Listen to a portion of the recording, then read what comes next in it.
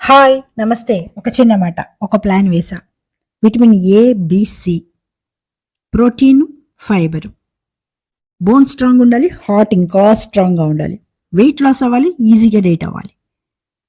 ఆకలి తీరాలి. బరువు తగ్గాలి.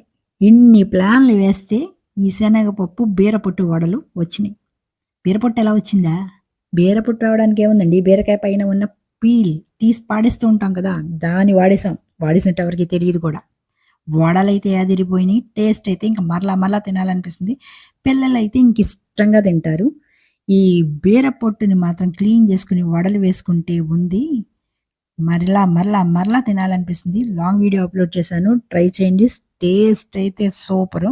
Please subscribe my channel. దీంట్లో మాత్రం మీరు కొంచెం టమాటా సాస్ యాడ్ చేసుకోండి. అలాగే నాకొక లైక్ ఏసుకోండి.